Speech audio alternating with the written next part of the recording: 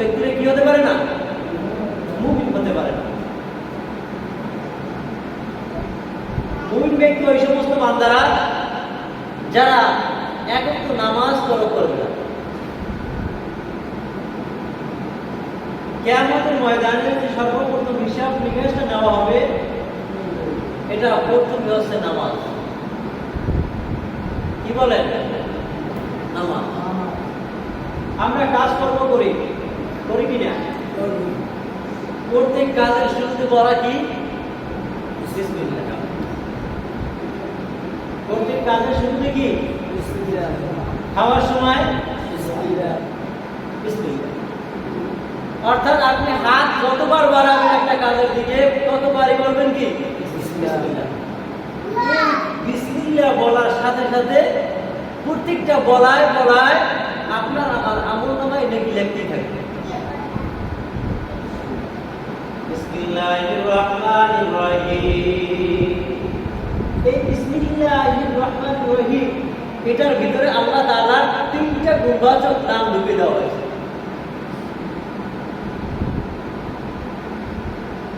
কয়টা নাম? তিনটা নাম পাওয়া যায়। একবার বিসমিল্লাহ পাঠ করলে আল্লাহকে তিনবার ডাকা হয়। কয়বার ডাকা হয়? তিনবার ডাকা হয়। আবার কোন কোন রিওয়ায়াতে আসছে এই তিনবারের জন্য আমরা আমাদের যে আল্লাহর 100টা নাম আছে, 99টা নাম আছে, এই একবার বিসমিল্লাহ পাঠ করলে এই তিনবার গুণবাচক নাম করার কারণে ওই ব্যক্তিকে বলা হয় যে আল্লাহকে ওই ব্যক্তি 100 বার ডাকা হয়েছে। ফেরেশতাদের যে নামগুলো ডাকা হয়, ফেরেশতাদের নামের উচিলায় সেই নামের ভিতরে 1000 নাম আছে।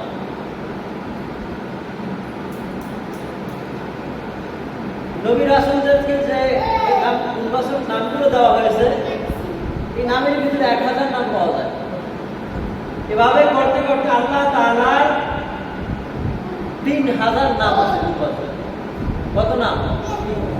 3000 বার গুণবাচক নাম।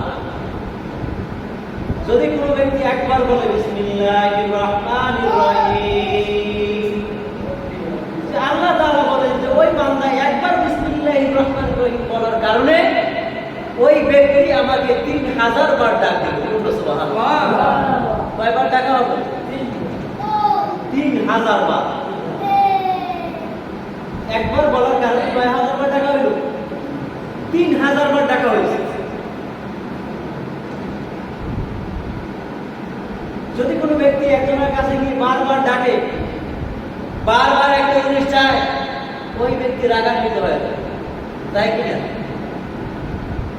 আল্লাহ তাআলা বলেন যেই সমস্ত বান্দারা একবার পাঠ করে বিসমিল্লাহির রহমানির রহিম, আমি আল্লাহ তাআলা ওই বান্দার একবার বিসমিল্লাহ পাঠ করার কারণে আমি আল্লাহ তাআলা ওই ব্যক্তির জন্য 30,000 বার ডাকে সাড়া দেয়।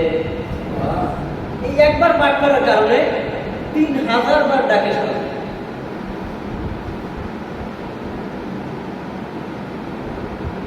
লাভ আছে নাকি?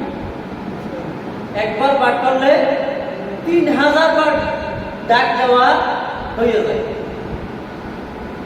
আর যতবার ডাকবে ততবারই আল্লাহ তাআলা খুশি হয়ে যায়। একজন মানুষকে যদি ডাক দেওয়া হয়, আব্দুর রহিম এদিকে আসো, আব্দুল করিম এদিকে আসো, যদি নাম ধরে ডাকা হয়, বয়সে যদি ছোট হয় রাগান্বিত হয়ে যায়, মেজাজ গরম হয়ে যায় কি যায় না? আর আল্লাহ তাআলা এক নাম হইল আল্লাহ, এক নাম হইল রহমান, এক নাম হইল রহিম।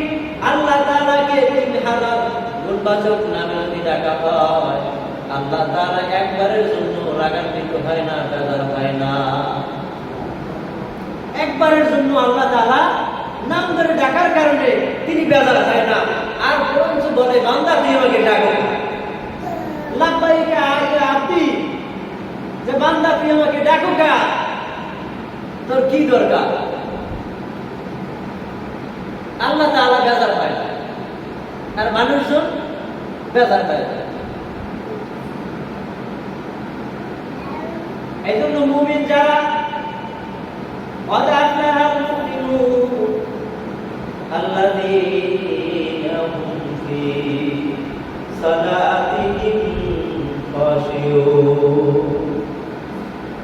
যারা নামাজ পড়বে নম্র ভদ্রভাবে সুন্দরভাবে নামাজ আদায় করবে ওই সমস্ত ব্যক্তিরাই কত আফলাহুল মুমিনুন, ওই সমস্ত ব্যক্তিরা মুমিন। আর এই মুমিনদের জন্য চারটা পুরস্কার আল্লাহ তাআলা বরাদ্দ রেখেছেন। মুমিনরা যারা হবে এই চার ব্যক্তির ভিতরে, চার ব্যক্তির লাশ কখনো মাটির ভিতরে পড়বে না, লড়বে না, কোনো পোকামাকড় আক্রমণ করবে না, কোনো পোকামাকড় খাইবে না। এমনকি শরীরের ভিতরে যে কাপড় পেঁচে দেওয়া হয় ওই কাপড়টা পর্যন্ত পচবে না। মুমিন বান্দা যারা, এদের ব্যাপারে আল্লাহ তাআলা বললেন চার ব্যক্তি শরীরের ভিতরে গোশত পচবে না, তাদেরকে মাটিতে খাইবে না। এক নম্বরে হইল নবী যারা, যারা নবী, এই নবীদের লাশ কখনো মাটিতে বপন করবে না, লাশ পচবে না। এক নম্বরে কারা? নবীগণ, নবীদের লাশ মাটিতে পচবে না, মাটিতে খাইবে না। দ্বিতীয় নম্বরে হইল শহীদগণ, শহীদ যারা, এই শহীদের লাশ কখনো মাটিতে পচবে না, গলবে না, কোনো পোকামাকড় খাইবে না। শহীদ কারা? যারা দেশের জন্য জীবন দিয়েছে, এরা কি শহীদ? হ্যাঁ, একজন আল্লাহকে পিটাপিটি কইরা মারা গেল, এটার জন্য কিন্তু শহীদ না। শহীদ করা যারা ইসলামের জন্য, দ্বীনের জন্য মাইল করে জীবন দিয়েছে, ইসলাম টিকিয়ে রাখার জন্য জীবন দিয়েছে, এরা হইল শহীদ।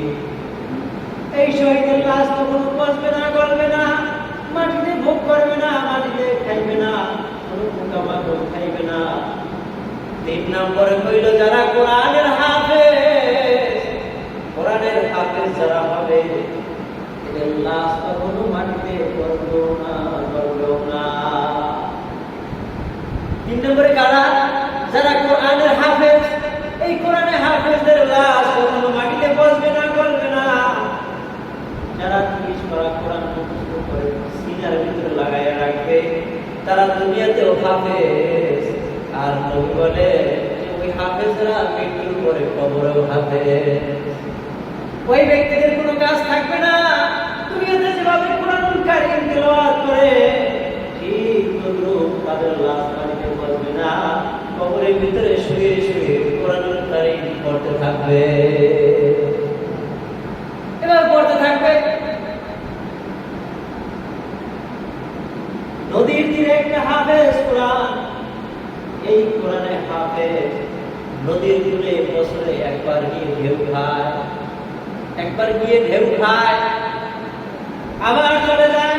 প্রতি বছর একবার আসে, একবার ঢেউ খেয়ে চলে যায়। জিজ্ঞাসা করা হলো কি ব্যাপার, তুমি এখানে আসো, একবার আসো, ঢেউ খাও, আবার চলে যাও। আমি একবার আসি, সেই নবীর সমস্ত জায়গায় এসে মুমিনদের কলবে কলবে মায়া জমায়া ঢেউ তৈরি করতে পারে। ঠিক আমি সমুদ্রের কিনারায় যখন আসি, আমি মনে হয় যে নবী ওই প্রেমের সাগরের স্রোতের ঢেউয়ের সাথে বাড়ি খায়।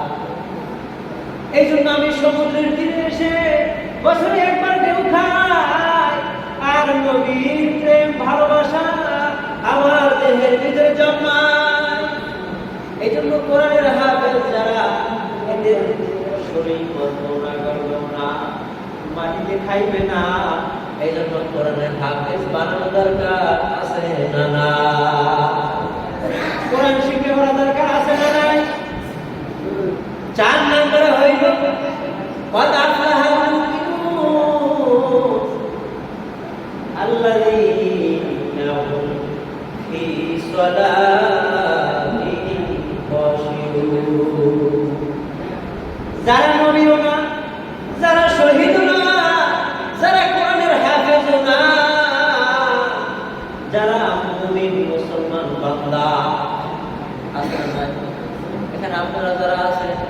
কেউ শহীদ না, কেউ নবীও না, কেউ কোরআনের হাফেজ না।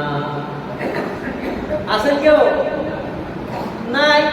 কিন্তু এদের ব্যাপারে চতুর্থ নাম্বার হলো যারা মুমিন বান্দা, যারা নামাজি বান্দা, নম্রভাবে কাটিনের সাথে নামাজ আদায় করে, ওই সমস্ত বান্দারাই মুমিন মুসলমান। আর এই মুমিনদের জন্য চতুর্থ নাম্বার হলো মুমিনদের লাশ কখনো মাটিতে পচবেও না, গলবেও না, মাটিতে খাইবেও না। এর চাক্ষুষ প্রমাণ দুনিয়ার জমিনে আমরা কিছু কিছু জায়গায় দেখি কি দেখি না? হ্যাঁ, দেখি কি না?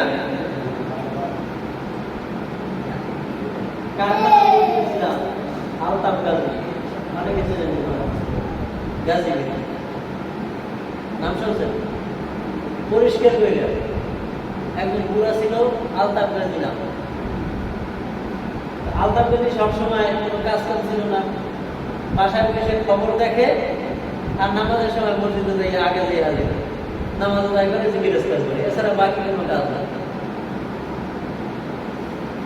এই আল্লাহর বান্দা কবর ভাঙি গেছে প্রায় 3 বছর পর। দুইজন হাফেজ ছিল, একজন ছিল আমতলী, দুইজনই আমতলী বরগুনার। রমজানে খতম তারাবির জন্য রাখা হয়েছে, আর আমি নামাজ পড়াইতাম ওখানে। তাই দুইজন হাফেজ আর আমি, আমাদের এই 3 জনকে বলছে আলতাফ গাজীর বউ কবরটা ভাঙিয়ে গেছে। তাই হাফেজ দুজনকে নিয়ে কবরে গেলাম মাটি দেওয়ার জন্য। তাই বাঁশ নিয়ে গেছি, কয়েক টুকরা মাটি দিতে গেছি। তাই কবরের ভিতরে বর্ষার সিজন, রমজান মাসে, তাই ওই সময় পানি লেগে গেছে। কিন্তু ওই পানির ভিতরে দেখা যায় কাপড়টা এখানে পুরো তাজা ভাসতেছে, পেঁচাইছে। তা মুমিন যারা, এদের লাশ কিন্তু সহজে পচে না, এদের কাপড়টা পর্যন্ত কোনো কিছু হয় না। বিশ্বাস হয়? কোরআনের কথা কি মিথ্যে হইতে পারে? আল্লাযীনা হুম ফী সালাতিহিম খাশিউন, যারা নামাজি ব্যক্তি, যারা আল্লাহওয়ালা ব্যক্তি, এদের লাশ কখনো পচবে না। কদ আফলাহাল মুমিনুন, এই মুমিন বান্দা যারা, এদের লাশ কখনো মাটিতে খাইবে না। এই মুমিনদের প্রমাণ হলো যমুনা নদীর তীরে একজন মুমিন বান্দা, তাকে সর্বনাই ফজলুল করিম ডাকা, তার দিকে ডাকতেন গুরু মুন্সি। কি করে ডাকতেন? গুরু মুন্সি। নাম শুনছেন না? ফজলুল করিম যে মারা গেছে, বর্তমান কৃষি হুজুরের বাবা, হেরাতে মুরিদ।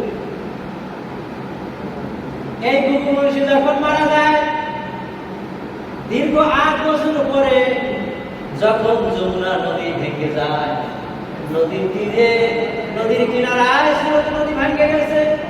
ভাঙার পর লাশ অর্ধেকটা বাহিরে চলে আসছে। স্রোতে খালি এদিকে ওদিকে যায়, ওদিকে যায়। এক আল্লাহর বান্দা নামাজ আদায় করে নদীর কিনারায় যখন গেলে, গিয়ে দেখতেছে আল্লাহর বান্দা লাশ এখন পর্যন্ত পুরা তাজা কাপড় যেভাবে পেঁচিয়ে রাখছে। দীর্ঘ 8 বছর পরে তাজা কাপড়ের মনে হয় যে এখন কিছুক্ষণ আগে এই ব্যক্তিকে এখানে কবর রাখা হয়েছিল। 8 বছর পর নদীতে ভাসে।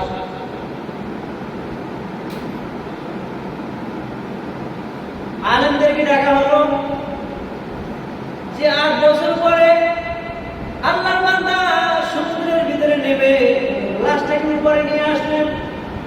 আল্লাহর বান্দা ডাক দিয়ে বলে যে আমি শরীরের কাপড়টা ধরে টান দিয়ে দেখলাম, মনে হয় এত শক্ত কাপড়, মনে হয় যে এই কিছুক্ষণ আগে নতুন কাপড় কেরাই করে এনে থেকে পরাই দেওয়া হয়েছে। 8 বছর পরে কাপড়টা পর্যন্ত পচে না। আল্লাহর বান্দাকে সমুদ্রের কিনারা থেকে একটু দূরে এনে আবার দাফন করা হইল। দাফন করার পর নদীর কিনারা আবার ভাঙতে ভাঙতে ভাঙতে ভাঙতে ভাঙতে আবার কবরের কিনারায় চলে আসলো। দেখছেন লক্ষ্মী ভাষা মসজিদ ভাঙছে তখন এরপর একটু দূরে আবার যাই মসজিদে করছে, করার পর একটু ভাঙছে নাকি। এরপরে আবার একটা টিন সেট বানাইছে নিজে টিন দিয়ে। পরে আমি মনে মনে পানি গেছে একজন কইলাম যে এত কাজে ভেঙে দেবে, ওটাই লাভ নেই কারণে দিয়ে। ঠিক পরের সপ্তাহে ওটাও শেষ। আল্লাহ বান্দা যখন লাশটা নদীর ভিতর থেকে উঠাই আই না একটু দূরে দাফন করা হইল, দীর্ঘ 22 বছর পর আবার যখন ভাঙতে ভাঙতে কবরের কিনারায় চলে আসে, দীর্ঘ 22 বছর পরে আবার কবরটা নদীর ভিতরে ভেঙে যায়, আবার লাশ অর্ধেক বের হয়ে যায়। এলাকার লোক এসে বলতেছে কি ব্যাপার, মুন্সি তাকে দেওয়া হইল কবরে দীর্ঘ 30 বছর হয়ে গেল, কিন্তু 30 বছর পরে এখন কাপড়টা সাদা দেখা যায়। সর্বনায় ফতুল করে বলা হলো, তাকে এনে জানালা দাফন কাপড় ব্যবস্থা করে গ্রহণ করে আবার কবর রাখা হলো। তাই দেখেন দীর্ঘ 30 বছর পর ওই আল্লাহর বান্দা বলে, আমি যখন মুখের কাপড়টা খুললাম আল্লাহর বান্দা হাসা অবস্থায় আছে, শরীরের ভিতরে তাকায়া দেখি যে একটা পশম পর্যন্ত ভয়ে ভয়ে কাপড়ের ভিতরে পড়ে না, যেমন শরীর তেমন আছে, কোনো কিছু হয় না। মুমিন বান্দা যারা এদের লাশ কখনো মাটিতে বসবেও না, গলবেও না, এই মুমিনদের জন্য আল্লাহ তাআলা কোরআনুল কারীমের ভিতরে এই সূরা নাযিল করে জানায়া দেয়, কদ আফলাহাল মুমিনুন আল্লাযীনা হুম ফী সালাতিহিম খাশিউন। মুমিন বান্দা যারা, নামাজি বান্দা যারা, এই 4 ব্যক্তির লাশ কখনো মাটিতে বসবে না, গলবে না। যারা কোরআনের হাফেজ একজন কমপ্লিট করলে লাভ আছে না নাই? লাভ আছে। যারা হাফেজ হইতে পারলাম না, আমরা নবী হইতে পারলাম না,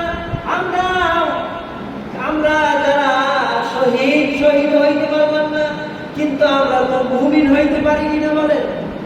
হ্যাঁ, মুমিন যেহেতু হইতে পারি, মুমিনদের জন্য এই 4 নাম্বার পুরস্কারটা আমরা ধরে রাখতে পারি। নামাজ পড়তে পড়তে কপাল দাগ হয়ে বলাইলাম, বয়স হয়ে গেল, দাড়ি পেকে গেল, বয়স হয়ে গেল, মাথার চুল পেকে গেল, কিন্তু এখনো বসে বসে ক্লিন শেভ করে আছে না নাই? দাড়ি চুল পেকে গেল, এখনো বৈশাখ চোখের দিকে তাকায় থাকে, সাথে নামাজ আদায় করে না। দাড়ি চুল পেকে গেল, এখনো কাশেনাটায় বসে থাকে আছে না না? কিন্তু যদি ওই সময় মালাকুল মউত আজরাইল নামক ফেরেশতা যদি চলে আসে, তোমার আমার কেমন অবস্থা হবে, কোন হালত হবে? এই কয়েক বছর আগে বর্তমানে একটা লোক আল্লাহর বান্দা যুবক, প্রায় আধা বয়স হলো, তারপর শেষ করে দাড়ি কামা, পর্দা দাড়ি পাইকে গেছে, তারপরে দাড়ি কামা, জয়গুনের বাপ এখনো শেষ করতে পারে না, দূর করতে পারে না। আল্লাহর বান্দা দাড়ি কামায় চায়ের দোকানে গিয়ে এক হাতে সিগারেট আর এক হাতে চায়ের কাপ, এমন লোক এখন আমাদের সমাজে আছে না? এক হাতে সিগারেট টানে, একবার সিগারেটের টান দেয়, আর একবার চায়ের কাপ মুখের ভিতরে দিয়ে এক চিমটি চা খায়, আবার গল্প চড়ে মারে, আবার চা খায়, আবার সিগারেট টান দেয়, দুটোটা খায় আর নেশা ছাড়ায়, টেনশন দূর করি। আমাদের গ্রামের ভিতরে এখনো সিগারেট টানে জিজ্ঞেস করলে টেনশন মাথায় টেনশন আসে না? হ্যাঁ, খালি মাথায় টেনশন দূর করে। আল্লাহর বান্দা মাথার ভিতরে টুপিটা রাখ, টুপি যখন রাখবা মাথা গরম হবে না, মাথা ঠান্ডা রাখবে কে? আল্লাহ। এখন মাথায় টুপি দেয় না, মাথা গরম, এই জন্য সিগারেট টানে আর গরম গরম চা খায়, মাথা টেনশন দূর করে।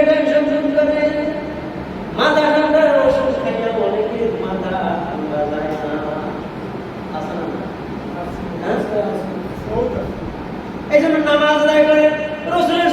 লেবাস শরীরের মধ্যে লাগাই দাও, অটোমেটিকলি ঠান্ডা লেগে যাবে। হুজুর গরমে নামাজ পড়তে গেঞ্জি গায়ে দিয়ে নামাজ পড়তে, গরমের জন্য পাঞ্জাবি গায়ে দিতে পারি না, এই জন্য গামছা গায়ে দিয়ে নামাজ পড়ি। আশা বলেন তো, যত হুজুরের আছে গামছা গায়ে দিয়ে কখনো নামাজ পড়াইছে? হ্যাঁ, কোন মসজিদের ইমাম সাহেব গেঞ্জি গায়ে দিয়ে নামাজ পড়াইছে? হুজুর গরম লাগে না আপনার? হ্যাঁ, খালি গরম কি আপনি হুজুর কি গরম নাই? এই জন্য আল্লাহ তাআলা মুমিন ব্যক্তি যারা, এই মুমিনদের জন্য আল্লাহ তাআলা এমন বরকত রেখেছেন। মুমিন বান্দা যারা সব কিছু বাদ দিয়ে ইবাদত করবে, সব সময়ের জন্য এক মালিক তিনি কে? জবানটা দিয়ে জিকির করবেন আল্লাহ। ওই যে ঘুমু মনীষী, তিনি নামাজ আদায় করে গুনগুন গুনগুন করে খালি জিকির করছে, এই জন্য তাকে নাম রেখে দিয়েছেন ঘুমু মনীষী। অর্থাৎ কিছু কিছু ঘুমু মনীষী যায়, অর্থাৎ ঘুমু যেভাবে বলে না, ঠিক ওইভাবে সব সময়ের জন্য জবানে জিকির চলতে আছে। আর আপনি আমি মুখে মুখে করি, আল্লাহ মুখে পেশাল আছে, পুরি কি পুরি না, সব পেশাল বাদ দিয়ে সব সময়ের জন্য আল্লাহর জিকির কলবে ঢুকুন। লাগবে কি লাগবে না? জবানে জিকির রাখবেন, প্রত্যেকটা জিকিরে আপনার আমার আমল নামায় নেকি লিখতেই থাকবে। এমনকি যখন জিকিরটা করতে করতে কলবে জারি করে বানাইবেন, এখন যদি মানুষের সাথে কথা বলে তারপর মনে হইবে যে কলবে এখনো জিকির করতেছে। কথা বলতে পারলাম কি বললাম? এই জন্য নবী রাসূল যারা, এদের লাশ কখনো মাটিতে বসবে না, করবে না। আল্লাহ তাআলা যুগে যুগে এক একজন নবীকে পাঠাই দিলেন, এক একটা মুজিজা নিয়ে আল্লাহ তাআলা দুনিয়ার জন্য পাঠায়। পয়গম্বর মুসা আলাইহিস সালাতু ওয়াস সালাম তুর পাহাড়ে গিয়ে আল্লাহকে ডাক দিয়ে বলে, আল্লাহ আমি তোমার সাথে কথা বলতে চাই, তুমি আমার সাথে কথা বলবানি? হ্যাঁ মুসা, তোমার সাথে কথা বলবো। কয়েক মাইল পথ অতিক্রম করে হেঁটে তুর পাহাড়ে উঠে পয়গম্বর মুসা আল্লাহকে ডেকে বলে, আল্লাহ আপনি আমার সাথে একটু কথা বলে, আমার সাথে একটু কথা বলে। আল্লাহ আপনি যদি আমার সাথে একটু কথা বলেন, আমি পয়গম্বর একটু খুশি হয়ে যাব। আল্লাহ তাআলা কথা বলা শুরু করে দিলেন, একটা নয়, দুইটা নয়, 3000 ভাষায় পয়গম্বর মুসা আলাইহিস সালাতু ওয়াস সালামের সাথে কথা বললেন। কয় হাজার ভাষা? 3000 ভাষায় পয়গম্বর মুসা আলাইহিস সালাতু ওয়াস সালামের সাথে কথা বললেন। কিন্তু পয়গম্বর মুসা আলাইহিস সালাতু ওয়াস সালাম আল্লাহর একটা কথার ভাষাও বুঝতে পারে না। আপনি আমি যদি, আমরা তো মাতৃভাষা হইল বাংলা ভাষা, তাই না? এই বাংলা ভাষা সবাই জানি। যদি ইন্ডিয়াতে যান, হিন্দিতে কথা বলবে, কি কয় আপনি আমি বুঝবো না। সৌদি আরব যদি যান, আরবিতে কথা বলবে, উর্দুতে কথা বলবে, ফার্সিতে কথা বলবে, আপনি আমি বুঝবো না। বুঝবো? এভাবে করতে করতে আল্লাহ তাআলা পয়গম্বর মুসা আলাইহিস সালাতু ওয়াস সালাম তাকে 3000 ভাষায় কথা বলে শুনাইলে। এবার আল্লাহ তাআলা ডাক দিয়ে বলে, ও পয়গম্বর মুসা, আমি তোমার সাথে কয় ভাষায় কথা বলছি বলতে পারো না? আল্লাহ বলতে পারি না। ও পয়গম্বর মুসা, আমি আল্লাহ তাআলা তোমার সাথে 3000 ভাষায় কথা বলেছি। আল্লাহ তাআলা আপনি আমার সাথে 3000 ভাষায় কথা বলেছেন, কিন্তু কি বলেছেন? আমি পয়গম্বর মুসা একটা ভাষাও বুঝতে পারি না। কেমন ভাষায় কথা বলছেন? ও পয়গম্বর মুসা, তাহলে তোমার সাথে 3000 ভাষায় কথা বললাম, কিন্তু তুমি একটা কথাও বুঝতে পারলা না। আমি এবার তোমার মায়ের মাটির ভাষায় কথা বলে তোমাকে শুনাইতেছি। এবার তার ভাষায় কথা বলে আল্লাহ তাআলা শুনাইতেছে। এবার সব কথা শুনার পর তোমার পয়গম্বর মুসা আলাইহিস সালাতু ওয়াস সালামকে ডেকে বলে, ও পয়গম্বর মুসা, তোমাকে এবার এই ভাষায় কথা শুনাইলা, এবার বলো এই ভাষাগুলো তুমি বুঝতে পারছো কিনা? কয় হ্যাঁ আল্লাহ এবার বুঝতে পেরেছি। কয় কি বলছো বলো? কয় যা বলেছে সব আপনার বন্ধু মুহাম্মদ আর আপনার বন্ধু মুহাম্মদের উম্মতের গুণগান বলে আমাকে শোনাইছে। মুসার সাথে গুণগান গায় কার? আমাদের। কাদের গুণগান গায়? আমাদের। 3000 ভাষায় গুণগান গাইলে কিন্তু একটা ভাষার গুণগান বুঝতে পারে না। যখন মাতৃভাষায় এবার যখন আমাদের কবি গুণগান প্রশংসা বলা শুরু করলেন, আর আমাদের নবীর উম্মত হইলাম আমরা, আমাদের প্রশংসা বলা শুরু করলেন। এই প্রশংসা বলার পর মুসাকে বললেন, মুসা এবার বুঝতে পারছেন? আল্লাহ সব বুঝতে পেরেছি। আমি মুসার কোনো গুণগান গান না, আমি মুসার উম্মতের কোনো গুণগান গান না। যত কথা বলেছে এই সব কথা আপনার বন্ধু মুহাম্মাদের গুণগান আর আপনার বন্ধু মুহাম্মাদের উম্মতের গুণগান গায়া শোনাইলে। যে আপনার বন্ধুর উম্মত যারা, এরা হবে সবসময় মুমিন মুসলমান, এরা কখনো নামাজ ছাড়বে না, এরা কখনো আপনাকে বলবে না, আপনার বন্ধু মুহাম্মদকে ভুলে যাইবে না। এরাই হইল মুমিন বান্দা। قد أفلح المؤمنون الذين هم في صلاتهم خاشعون। ও পয়গম্বর মুসা, আমার বন্ধু উম্মত যারা, নামাজি ব্যক্তি যারা, ওই সমস্ত ব্যক্তির গুণগান আমি আল্লাহ তাআলা গাইলাম। ওই ব্যক্তির গুণগান গাইলাম। ওই ব্যক্তি একবার যদি বলে বিসমিল্লাহির রহমানির রহিম, আমি আল্লাহ তাআলাকে 3000 বার ডাকা হয়ে গেল। কয়বার ডাকা হলো? 3000 বার ডাকা হয়ে গেল। এই জন্য প্রত্যেক কাজে শুরুতে বলবো কি বলবো না? খাওয়ার শুরুতে কি বলবো? একটা কোনো কিছু জিনিস ধরার আগে বলবো বিসমিল্লাহ, মাথায় থেকে বলবো বিসমিল্লাহ, পাঞ্জাবি পরবো বলবো বিসমিল্লাহ, সামনে যখন মসজিদ থেকে বের হইব দোয়া করে পাড়া দেব বলবো কি বিসমিল্লাহ।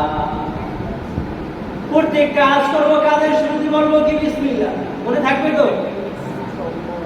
এই জান্নাতের ভিতরে যে চাবি থাকবে, এই চাবি খোলার শুরুতেই বলতে হবে কি বিসমিল্লাহ। জান্নাতে পা রাখার আগে বলতে হবে বিসমিল্লাহ। দাউদ নবী আলাইহিস সালাতু ওয়াস সালামের 19 জন সন্তান।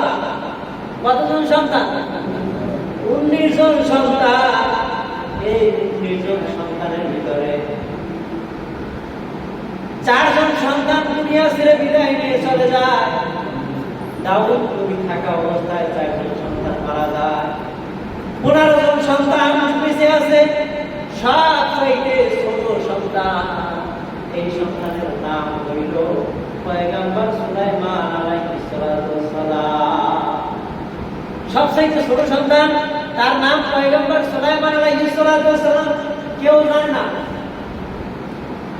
ইনি যে একজন পয়গম্বর, আল্লাহর নবী। অন্য কোনো ভাইরাও জানে না।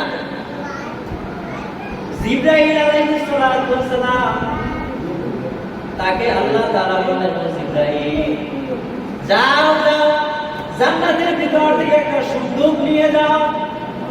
বিশাল বড় একটা সুন্দর নিয়ে রওনা করলেন। এই সুন্দরটা হইল 70 মাইল লম্বা। কত মাইল লম্বা? 70 মাইল পর্যন্ত লম্বা একটা সুন্দর। জিবরাইল আলাইহিস সালাতু ওয়াস সালামকে বললেন, ও জিবরাইল, তুমি এই সুন্দরটা নিয়ে দাউদ নবীর কাছে হাজির হয়ে যাও।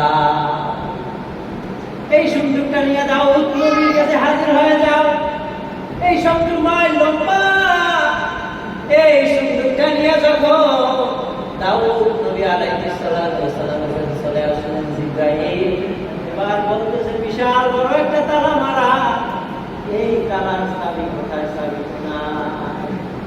তালার চাবি নাই। দাউদ নবী আলাইহিস সালাতু ওয়াস সালামকে বললেন, ও সন্তান আছে, এই সন্তানেরা এই লকারের তালার চাবি যেই ব্যক্তি তালাটা খুলতে পারবে, এই সুন্দরের তালা যেই ব্যক্তি খুলতে পারবে, আপনার যেই সন্তান খুলতে পারবে, ওই সন্তানই হবে এই জমানার নবী। বিশাল বড় একটা সুন্দরের ভিতরে বিশাল বড় একটা তালা। 15 নম্বর সন্তান তালার কাছে আইসা দেখতেছে বিশাল বড় একটা তালা। এত বড় তালা কিভাবে করবো? বুদ্ধি তো না, মাথার মধ্যে বুদ্ধি নাই, কতক্ষণ টানাটানি করলেন, খোলে না। 15 নম্বর সন্তান ফেল হয়ে গেল। 14 নম্বর সন্তান আসলো, 14 নম্বর সন্তানও তালা করতে পারলো না, চলে গেল। 13 নম্বর সন্তান আসলো, এই সুন্দরের তালা করতে পারলো না।